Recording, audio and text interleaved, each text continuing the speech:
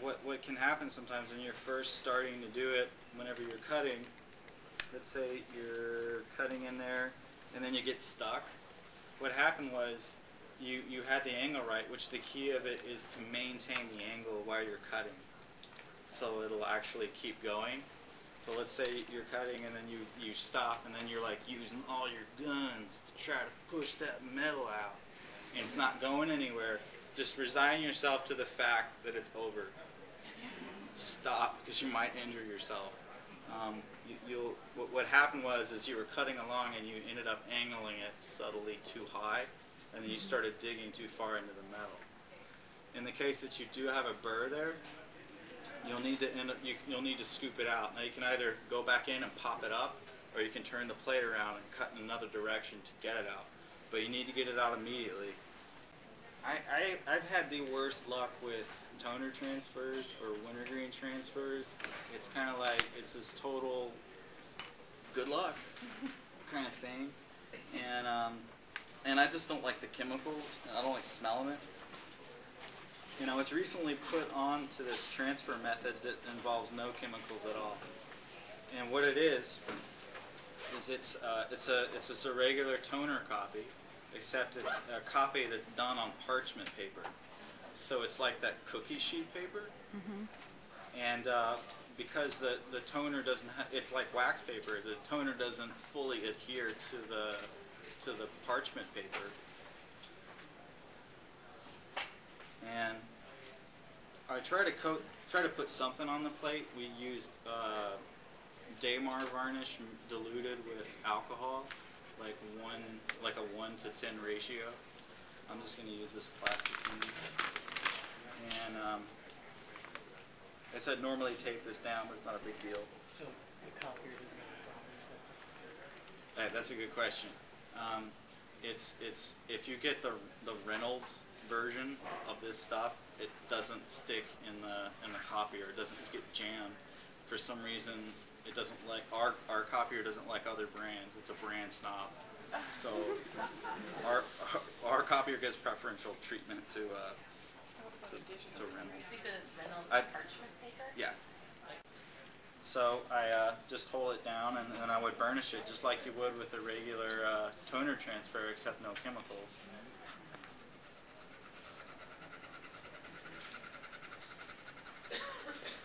And you can actually see it come off of the parchment paper. Cool. So now the other issue that you could possibly run Great into idea. when you do this is that's not going to stick on here. Yeah. Because just like the wax paper, it's not, you know, it's not beaded or whatever. Because it's going to stay wet on the ink. So Yeah. what we've done, because Smush I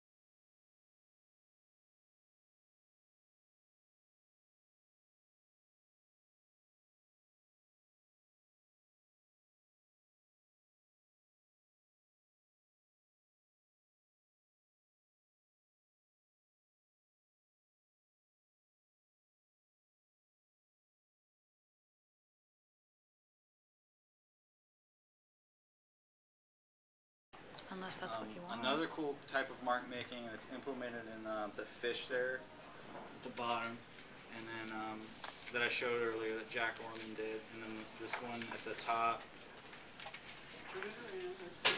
And you guys can kind of look at that in a minute. Is there's these really neat kind of triangle marks that are implemented in those. And how you would do that, again, it's just like really light pressure at first, and then going in, and at the end digging really hard, except at the end you kind of want it to get stuck, because that's what creates that little triangle effect. And you can pop it out, or it doesn't always completely come out. The way that my undergrad professor did it is he would do a series of them, and then he would get his scraper and then lay it flat and pop the burr out like that. Cool. So he's pulling it towards him. Oops. There's this Bulino tool here, which is actually really good for stippling and really fine, tiny lines and fine, tiny marks that you can use. I have, this is a stippling tool that EC Lines makes, and this works pretty good. I usually stick with it, because I'm lazy, I don't like switching tools. I'll usually stick with these two, and I can get stippling just fine with both of them. So do you push or do you pull on it? On this one? Yeah, you scoop up like that. So it's kind of the same motion that I just did with the other one. And it's the curve of the shaft is more well suited. Yeah, it seems to work pretty good for that. But it's how I look at it. It's just like more money to spend on another tool when I can do it with one of these.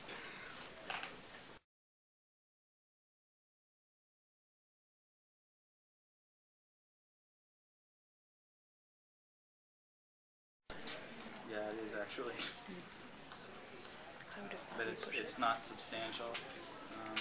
I've had more success with students using this actually on relief prints than on engravings. I'm going to go ahead and print this brass plate and kind of show how I do it.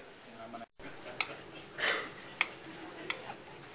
to. I don't use heat when I print. I just print cold. It's been my. It's just my personal preference, because I find that when I use heat, I have a tendency to over wipe it. I take too much ink out. So that was just like a 1-to-1 mix, which is like the creamy French black, which I used to use religiously until I don't know what's wrong, if there's something wrong with the ink, but I kept getting bad batches of it, and it was scratching my plate. So in the middle of wiping it, I had to clean it all off and then polish the scratch out, which is endlessly irritating. Now what the paper, there's two types of paper I usually print on, so it picks up everything. I usually print on either Murillo, which I get ragged for endlessly because the paper is very thick, but it picks everything up. And Hahnemuller copper plate. I just got turned on to that. I really like that paper too. What I'll be printing on in a moment is Reeves BFK. And I find anytime that I use that paper, because there's so many fine lines on this, I let it soak for a really long time. So I actually put that paper in the water last night. I did a residency in China last year where I saw them doing that. They would leave the paper in for 24 hours, sometimes longer than that, and then make a damp pack. Like it, it starts to glow, but it's not quite there yet, and then I'll start hand wiping it.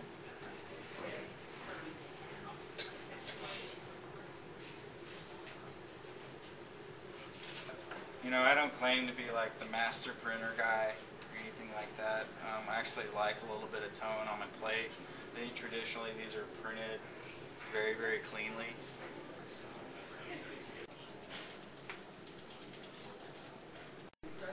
Oh, I use a lot of pressure to print this.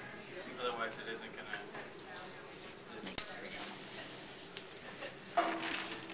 it didn't work, I'm gonna blame it on her.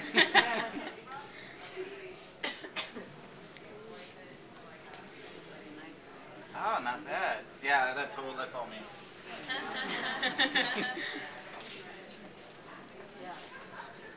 Hey, why didn't I just leave this right here? So Yeah. you gonna print a couple more?